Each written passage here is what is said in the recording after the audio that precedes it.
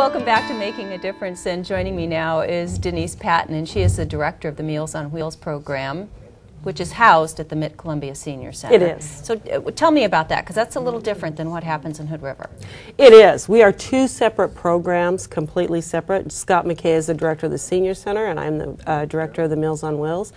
And we actually lease space from the Senior Center, and we come into the building with them at the same time. We've been in the building for 25 years with them. Wow. And what we do is we are separate organizations, but we both strive very hard to make it a place for seniors to come and feel welcome and enjoy it. So, Well, it blends very well. It does. Well, Yeah. a lot of this for people is really a social event, isn't it? For them to really come is. and have lunch. It is. It's.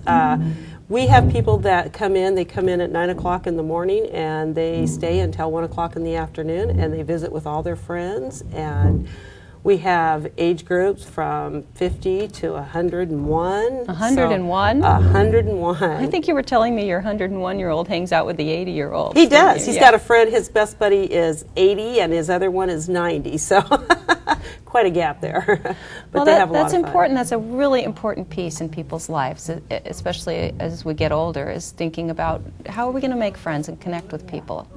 Well, it really is. And some of them, some folks, they get up in the morning, they just have nothing to do. But because we have these programs down here, we can get up and put our makeup on in the morning, and we can shave and come down and have lunch and visit with our friends and enjoy the company, and it gives people a reason to get out of the house. How about really people does. with some handicap issues or maybe a little dementia setting in? Is it more awkward for them to come here? Absolutely not. Absolutely not. All of our people are so kind. The people that are, our regular folks, they understand that. We have several folks that have the dementia. And we don't treat them any differently. Yeah, because sometimes for them it's a new face every day. It is, absolutely, it is. And it also gives their spouse or their companion an opportunity to come down and socialize and get away from the house and maybe the everyday stress, to just come down and relax and have lunch, let someone else cook for them, and visit their friends. It's an extremely important program. So it's a relief for the caregiver as well. It absolutely is. It is. That's a big part of our society right now. It is. It really is. And it's just going to keep growing. Denise, thanks so much for telling me more about the Meals on Wheels program. Thank you. Thank you so much for asking.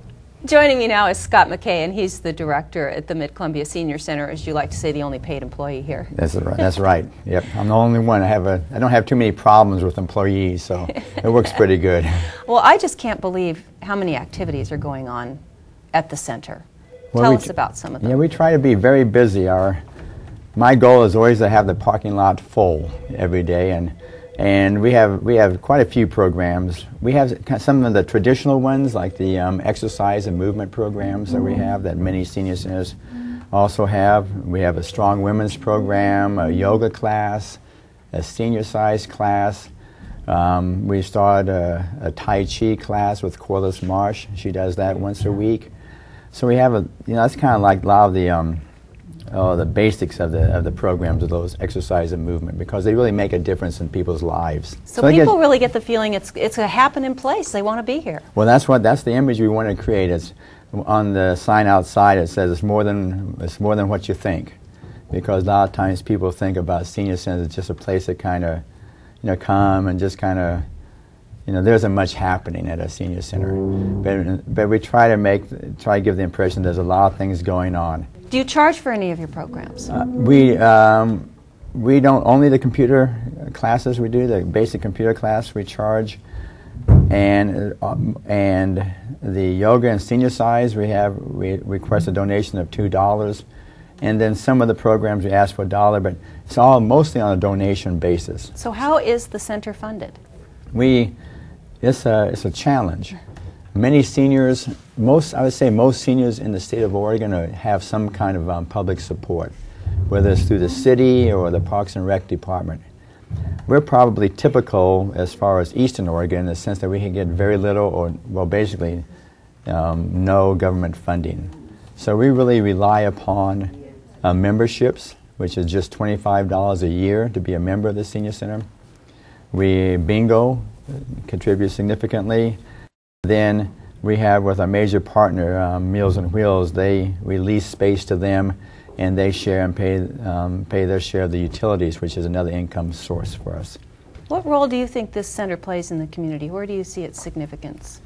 Well, our mission is to promote healthy aging by sharing and caring, and I think we play a significant role in promoting that healthy aging. And my feeling has been that it's not just necessarily here in the building where we provide programs. We also, thanks to the Dalles Chronicle, I write a weekly column for the Dalles Chronicle that comes out every Tuesday to talk, called Senior Living. And we try to talk about some of the programs, some of the activities occurring here, but also talk about more broader issues, such as just what you need to do, things that can help you live a long and productive life. And it sounds like the center's heading into a new age with some expansion plans. We are. We're really excited about trying to expand the center in order to provide more programs and to be a better service to the community. And sometimes there's several of us who are kind of in the, probably late 50s, early 60s, who a lot of times are that boomer generation, and a lot of times we think that we maybe have all of the answers.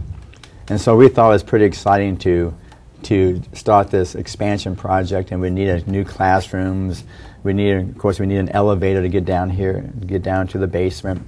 We need an exercise room, a stage for musical groups. And we look back to what the original fathers and mothers of this senior center, what they were looking for, and they had the exact same thing. So we're trying to create this expansion, to build this expansion, to both prepare ourselves for the future, for all the silver tsunami, they call it, all the boomers aging and moving, getting older, and at the same time fulfilling the vision that the original founders of the senior center had about 25 years ago. So it's pretty exciting, and like I said, it would include a couple classrooms, an exercise room, an elevator, indoor stairs, stage, some other enhancements. So it's going to be pretty exciting. Thank you for joining us on Making a Difference, and we hope the silver tsunami can continue. And when we come back, we'll take a look at another popular pastime at the two adult centers. We hope you're feeling lucky. Making a Difference will be right back.